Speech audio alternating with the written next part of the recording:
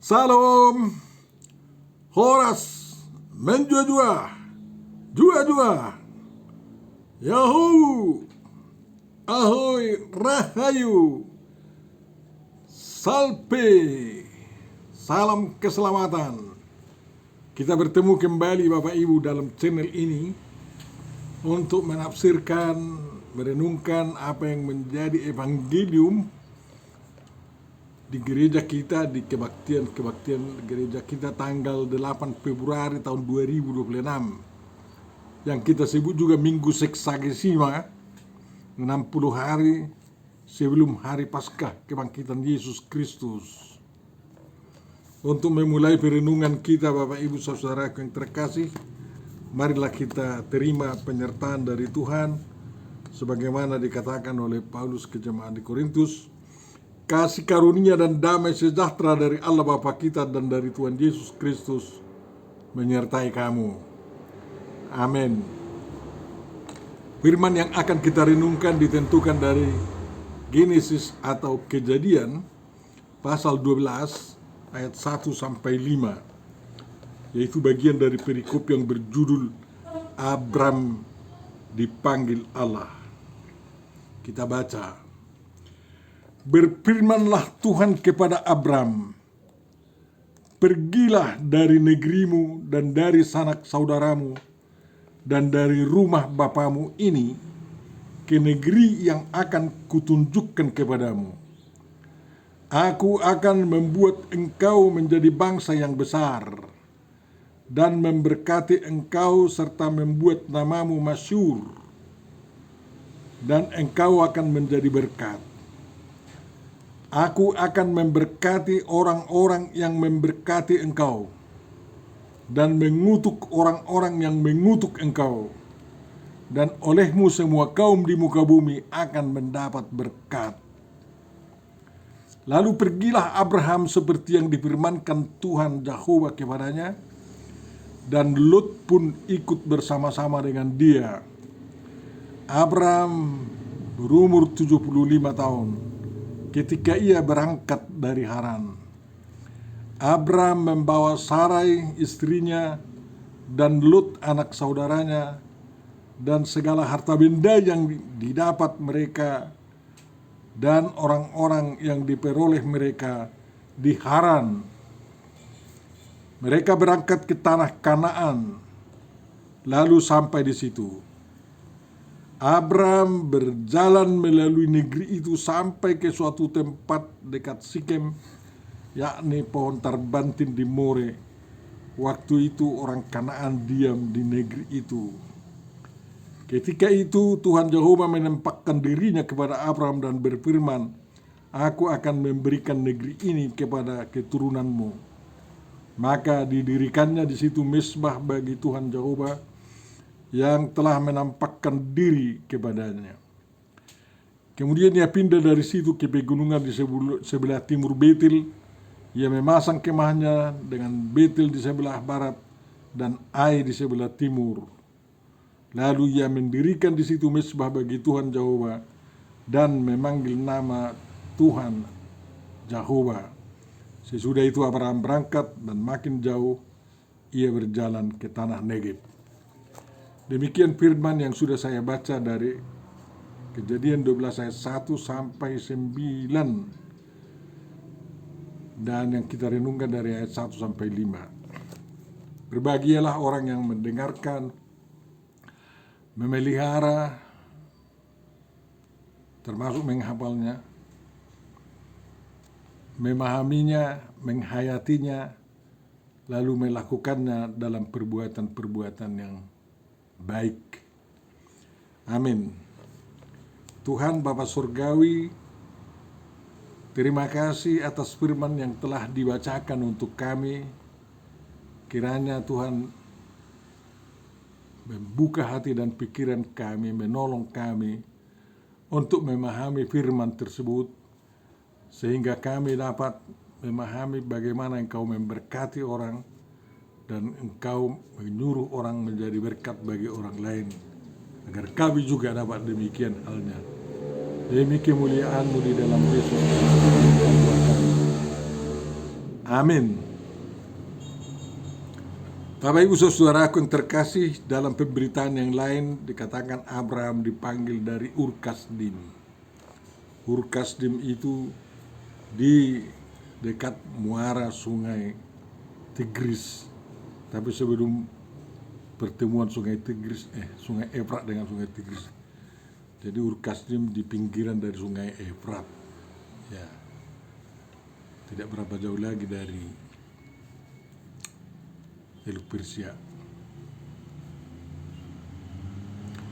Daerah itu daerah subur, daerah Babilonia di sebelah utaranya, dan sungguh indah, tetapi bisa saja itu daerah yang sudah berbanjir-banjir juga oleh karena besarnya sungai Efrat, dan di hilirnya itu disongsong dengan air yang datang dari sungai Tigris. Yang tinggal di sana ada orang-orang dari bukan suku Semitis juga. Abraham dari suku Semit, dan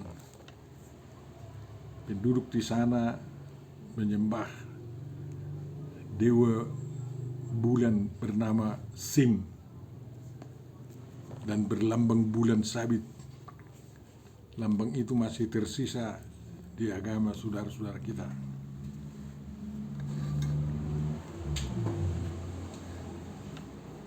Bapak Ibu saudara yang terkasih, alasan perpindahan daripada keluarga Terah termasuk Abraham kita tidak tahu. Yang jelasnya mereka pindah ke Haran, ya. Dan menurut Alkitab, Terah sudah disuruh Tuhan pindah ke Kanaan. Dan itu diketahui oleh Abraham, anaknya. Lalu mereka berangkat ramai-ramai. Tapi sebelum ke Kanaan, yaitu daerah Israel sekarang, mereka tinggal lama di Haran, dekat perbatasan dengan Asia Kecil, tapi masih terhitung sebagai Mesopotamia. Itu hampir di hulu sungai Tigris. Penduduk yang tinggal di sana adalah orang-orang Semitis, dan di sebelah barat dayanya ada kota Mari yang rajanya sangat terkenal, ya, dan berkuasa waktu itu.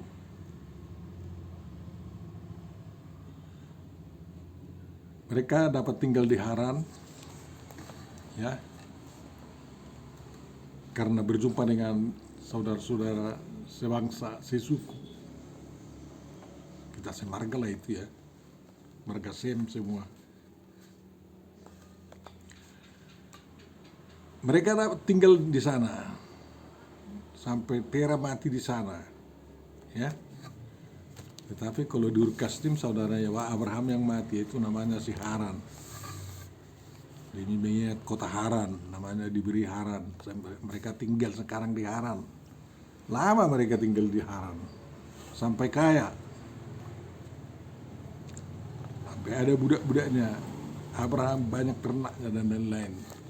Setelah Terah, ayahnya Abraham meninggal, Abraham mengingat panggilan Tuhan bahwa mereka harus menuju ke Kanaan.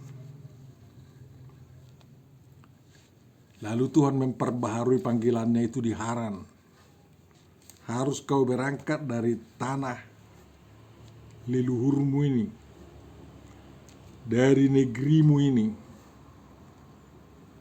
Kalau Ur Kasdim belum tentu sebagai negerinya itu, karena suku bangsa lain yang tinggal di sana. Tapi dikatakanlah itu negeri paisolatan, kan. Kembali ke negeri asal di Haran, dan itu negeri menjadi Bonapasogit yang kedua. Dari sanalah Abraham melanjutkan perjalanan sebagaimana diarahkan oleh ayahnya waktu itu, bahwa mereka harus masuk ke tanah Kanaan. Di sini Tuhan memanggil Abraham memperbaharui suruhannya untuk pindah itu, Bukes itu, ya, meninggalkan rumah, meninggalkan peradaban, meninggalkan keagamaan yang ada di sana, dan sekarang dalam era yang baru, ya, agama yang baru, keyakinan yang baru, ya. Jehovah yang berfirman kepada Abraham.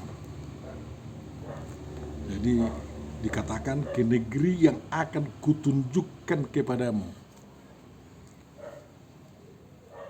Abraham tahu bahwa dia harus mengarah ke Kanaan, makanya dia tahu jalan ke sebelah barat. Dia tidak menuju ke timur, ya, karena tujuannya adalah Kanaan. Tapi negeri yang akan ditunjukkan Tuhan di Kanaan masih buta, masih belum jelas kepada Abraham. Seolah-olah lihat disitulah nanti katanya. Kanaan itu kan luas, ya seluas lebih dari seluas Israel yang sekarang. Israel yang sekarang masih sepertiganya tanah Kanaan dulu itu. Karena tanah Kanaan juga yang diduduki oleh Edom, Moab, Amon, di sebelah timurnya Lokmati kan. Tapi tanah Kanaan juga yang menjadi daerah Israel yang sekarang, baik yang tepi barat maupun daerah Israel sekarang, satu kesatuan semua. Tapi banyak raja-raja yang berkuasa di sana, seperti Kedorlaomer dan lain-lain.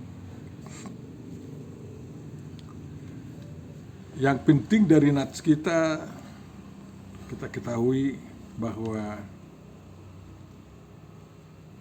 pertama, Abraham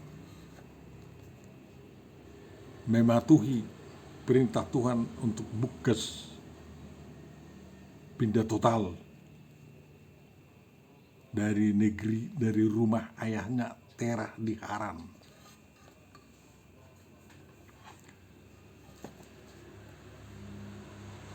Walaupun belum pasti di mana mereka nanti tinggal di tanah Kanaan. Yang penting berangkat, bawa semua harta, bawa manusia-manusia dan lain-lain. Nanti dilihat di lapangan setelah bersama Tuhan berjuang. Itulah tekadnya. Itulah yang disebut keimanan Abraham yang dibarengi dengan perbuatan.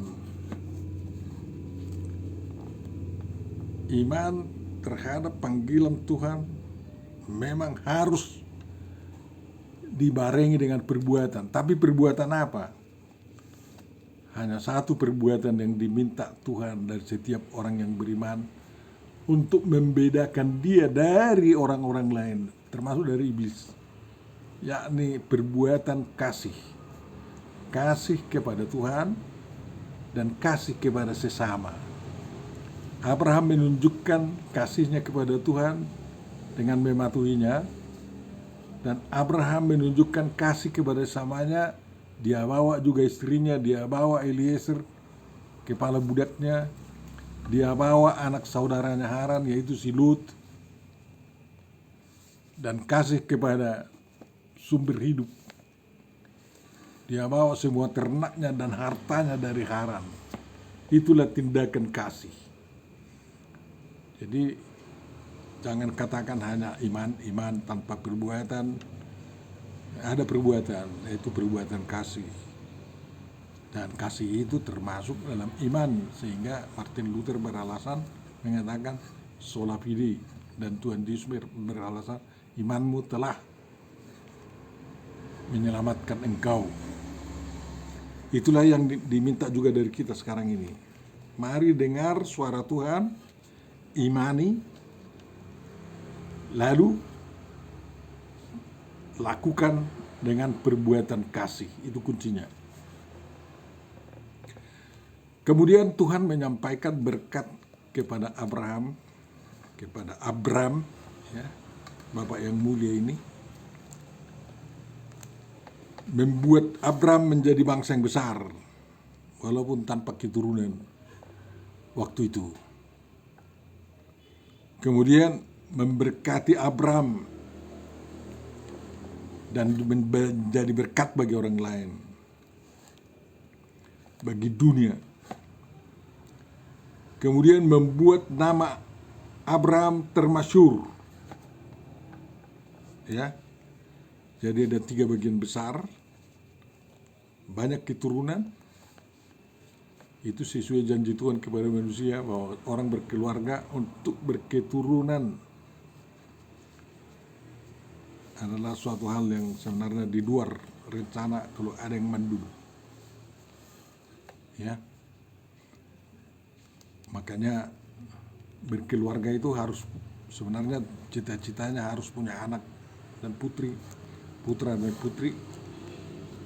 Dan kalau ada orang yang mengatakan zaman sekarang menikah kawan sejenis, ya, sejenis kelamin, tak bisa punya anak dan tidak bisa punya putra, tidak bisa punya putri, itu melanggar hukum kemanusiaan, dosa kepada kemanusiaan.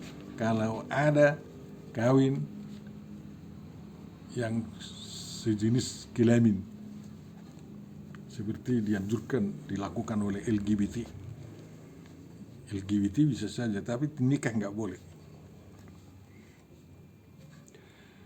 Jadi harus menjadi bangsa yang besar, prosesnya panjang. Sarai mandul, sudah lama, cantik memang.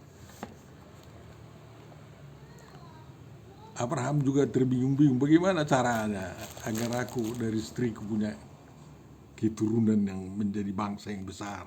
Pertanyaan besar itu. Kalau tidak ada anak, ya, mana mungkin ada keturunan. Putra dan putri harus ada sehingga ada keturunan, kan kayak gitu. Dan itu dipergumulkan Abraham. Dia mau mencoba mengambil jalan sendiri dengan menikahi, membuat Sarah, membuat Hagar menjadi selirnya dan lahir Ismail, tetapi menjadi kemilut di keluarga itu. Dan sampai sekarang menjadi kemilut di keturunan Ishak. Abraham dari Ishak dan keturunan Abraham dari Ismail. Mudah-mudahan mereka menyadari, ya, dengan adanya Abraham Accord yang sekarang, mereka menyadari bahwa mereka dari satu nenek moyang, ya, sehingga mereka bisa rukun kembali seperti Ismail dan Ishak sewaktu mengubur Abraham di di Gua Makpela. Kan dua bersaudara itu sangat kerjasama waktu itu, ya. Jadi Abraham Accord yang sekarang mengusahakan agar bangsa-bangsa keturunan Abraham ini bisa bekerja sama membangun kemanusiaan dan sama-sama menjadi berkat satu sama lain. Dan ternyata memang dalam pergumulan kesetiaannya Abraham punya keturunan dari Sarai. Tapi itu perjuangan berat, perjuangan yang sangat luar biasa. Jadi jangan mau putus asa kalau terus tidak seperti membalik ke telapak tangan berkat Tuhan itu terjadi dalam hidup kita. Ada perjuangan untuk menjadi sampai benar-benar terjadi berkat Tuhan dalam hidup kita. Perhatikan, perjuangan berat itu harus diselesaikan. Mengambil jalan sendiri bisa juga, tapi risikonya banyak, ya. Kalau kau mau berkat banyak uang, ya, banyak sekarang ini mengambil jalan sendiri, ya, murtadlah aku, mualaflah aku agar ada jabatanku, agar ada uangku, katanya. Akhirnya hancurlah semua keturunan-keturunannya, tidak ada lagi persoran, tidak ada lagi kasih satu sama lain. Ngeri juga itu. Banyak uangmu kalau kau memang taat kepada Tuhan tanpa harus mualaf. Makanya kau balik kepada Tuhan. Para mualaf balik kepada Tuhan. Agar kau jangan jadi sia-sia hidup di dunia ini. Karena orang-orang mualaf pasti masuk neraka itu.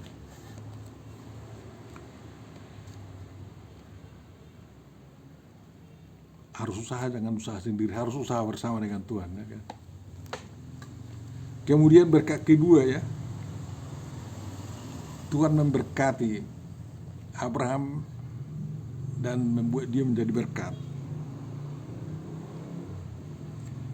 Menjadi berkat bagi orang-orang yang memberkati dia dan menjadi kutuk bagi orang-orang yang mengutuki dia. Abraham menjadi berkat bagi seluruh kaum di muka bumi. Apa itu menjadi berkat? Apa itu berkat? Bukan hanya keturunan berkat. Semua prestasi yang dapat kita raih adalah berkat. Ya, kecuali prestasi berbuat jahat, kecuali itu. Prestasi mencipta, menemukan ilmu baru, teknologi baru, ya, untuk memperingan kehidupan manusia, mencipta hukum yang mensejahterakan umat manusia, semua itu berkat. Mengolah tanah semakin modern dari sejak dulu dengan pacul, kemudian ditinggala, diluku, dibajak, sekarang ini di traktor, semua peningkatan berkat dari Tuhan. Kalau ada yang menyangkal itu, sangkalannya itu karena tidak tahu diri itu. Kalau tahu diri pasti akui, terima kasih Tuhan, saya bisa menciptakan sekarang teknologi baru untuk pertanian kami, kan kayak gitu. Jadi Israel selalu mengejar itu. Memang banyak orang nih Topanina Hatsit menjadi berkat yang luar biasa. Israel itu adalah bangsa yang sangat sakit dalam hidup ini. Kita katakanlah tanda kutip sakit karena miskin. Negerinya pun tidak sesubur Indonesia. Di Indonesia kan dilemparkan aja batang ubi kayu menjadi nanti dapat dipanen ubinya berton-ton. Kalau di Israel kita tahu sampai sekarang mereka harus berjuang melawan penggurunan tanah mereka. Jadi teknologi itu adalah berkat, tapi harus diusahakan. Tidak ada berkat kekayaan, ilmu, apa semua, kesehatan dan lain-lain dari diksel langit, nggak ada itu. Sedangkan mau menerima penyembuhan dari Tuhan Yesus sendiri, orang-orang sakit itu harus berjuang kan. Dia dengar-dengar Tuhan Yesus lewat dari jalan ini, dia coba, walaupun dia lumpuh, dia suruh kawannya, gendong aku ke pinggir jalan, aku lewat Tuhan Yesus katanya. Itu perjuangan itu kan. Orang buta itu pun setelah didengar Yesus lewat, Yesus dari Nazaret, sembuhkan aku, tolong aku, lepaskan aku dari ini katanya. Ya. Jadi berjuang juga. Dan setelah berjuang ya dia menjadi saksi kan. Orang-orang yang menerima berkat dari Tuhan Yesus menjadi saksi memberitakan Tuhan Yesus kemana-mana. Ya, sampai orang-orang Farisi cemburu. Abraham pun berjuang. Coba bayangkan setelah tiba di Kanaan, dia tinggal di antara Ai dan Betel. Dia bikin mesbah. Dia bakar korban di sana. Ternaknya dikorbankan ke sana. Kan kayak gitu. Memuji Tuhan itu adalah berkat dan yang diperjuangkan. Sekarang di Indonesia kita harus terus berjuang agar kita bisa mendirikan mesbah bagi Tuhan, pemujaan bagi Tuhan. Itu adalah tugas kita agar menjadi berkat dan kewajiban kita. Ya. Lalu setelah itu Abraham menjadi berkat bagi orang lain. Sewaktu terjadi perang oleh Kedorlaomer yang jahat itu, diburu habis itu. Jadi harus ada keberanian melawan kejahatan kalau benar-benar ingin mendapat berkat dan menjadi berkat bagi orang lain. Jangan seperti preman-preman itu, agar dapat uang dirampok semua yang lain-lainnya. Kayak gitu. Abraham membela orang-orang yang ditindas oleh raja yang menganggap sok berkuasa. Ya isinya raja yang sok itu dipulihkannya orang-orang, kan kayak gitu. Oke. Jadi kerajaan-kerajaan waktu itu dipulihkannya kan. Dia tidak mengganggu untuk kerajaan-kerajaan lain. Tapi Tuhan memberikan, mengatakan kepada keturunanmu tanah ini akan kuberikan, katanya. Itu persoalan keturunan itu. Sehingga kalau orang Israel memusnahkan kaum Amon, Moab, Kanaan, ya, dari buminya itu urusan belakangan. Ya kan? Kalau tidak mau kerjasama, saling mengusir kan. Tapi banyak bangsa yang bisa hidup bersama bangsa Israel dari sejak zaman mereka masuk ke tanah Kanaan. Ada yang kayak gitu. Coba bayangkan itu. Ya. Dan yang berikutnya adalah namamu masyhur. Semasyhur nama Tuhan juga. Jadi berbarengan. Siapa yang setia kepada nama Tuhan, memuji Tuhan, namanya semasyhur nama Tuhan itu.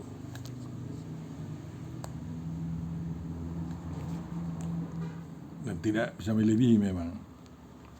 Coba para tokoh-tokoh Kristen karena setia dalam Kristus namanya masyhur. Abraham karena kesetiaannya memegang janji yang diberikan Tuhan kepadanya, namanya masyhur. Karena dia masyhurkan nama Jehovah, bukan nama dewa bulan Sin lagi. Nama Abraham menjadi masyhur. Ya. Itu hebatnya. Jadi kita juga harus berjuang memasyhurkan nama kita berdasarkan memasyhurkan nama Tuhan kan. Mari kita lakukan itu. Ya, ada buku Das Kapital, ada buku merahnya komunis itu. Karena dia sana adalah anti Tuhan, ya buku politiknya komunis musnah kan, hilang semua. Tidak lagi menjadi patokan mutlak bagi komunisme modern. Sekarang pun tidak ada lagi itu. Tetapi bangsa Israel yang memasyhurkan nama Tuhan terus sampai sekarang, dapat dikatakan bangsa Israel lah satu-satunya bangsa yang memasyhurkan kakek moyangnya Abraham dan memasyhurkan bahasanya juga sudah lebih dari 4.000 tahun masih terus berlaku. Mana ada kayak gitu bangsa di dunia ini kemasyhurannya kan kayak gitu. Jadi tidak sia-sia kau setia kepada Tuhan. Kita ini setia kepada Tuhan, memasyhurkan nama Tuhan, karena itulah tujuan Tuhan memasyhurkan nama kita.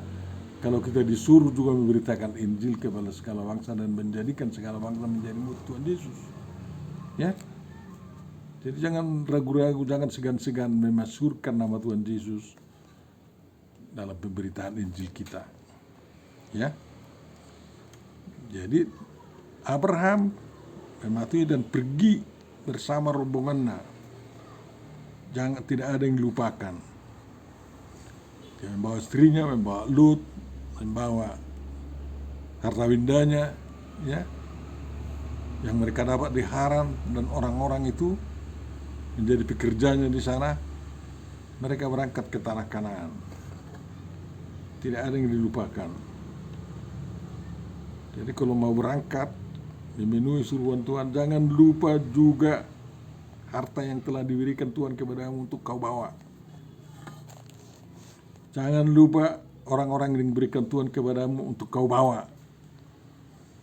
Ke negeri, ke surga pun, kalau kita mau masuk ke surga, jangan lupa membawa orang-orangmu, membawa dirimu, membawa istrimu, membawa anak-anakmu, membawa orang-orang yang telah termasuk dalam golonganmu, membawa semua orang yang kau kasihi, membawa harta bendamu untuk kerajaan Tuhan itu. Ya, semuanya bawa. Tujuannya agar ada kesejahteraan bagi semua manusia yang ikut dengan kau, dan ada penggandaan dari semua harta yang diberikan Tuhan itu kepadamu, dan negeri yang kau tempati menjadi negerimu.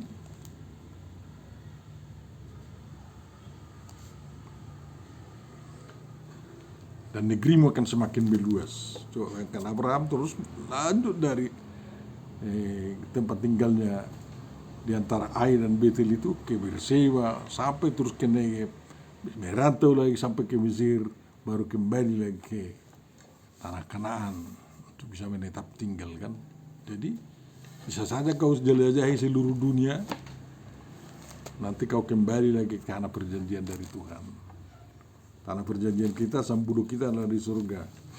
Tidak salah kok kalau kau jelajahi seluruh dunia ini sekarang, tapi jangan ulangi dosa Abraham, mendustai. Untuk Tuhan menyelamatkan dia dalam perjalanan keliling dunianya itu kan, keliling Mesir dan lain-lain. Kan kayak gitu. Jadi itu peringatkan, lebih baik setia daripada, karena Tuhan menyelamatkan. Yakinlah kalau misalnya Tuhan Abraham tidak mendustai Firaun dan mengatakan, Sarah bilang nanti sih sama Firaun itu bahwa kau istriku agar kami main. Tuhan menolong dia juga nanti di situ kan. Tapi dia jalan pintas, kita dustalah kami. Bilanglah kau saudariku. Untuklah Tuhan mendoltok si Firaun itu dan dikembalikan Sarai menjadi istri Abraham kembali dan mengatakan, pergilah dalam damai katanya.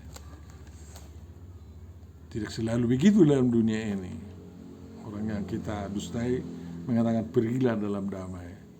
Tapi berbijaksanalah, berhikmatlah, melihat situasi bagaimana agar orang-orang tidak celaka, kau tidak celaka, orang yang kau jumpai juga tidak celaka, dan semua diberkati oleh Tuhan.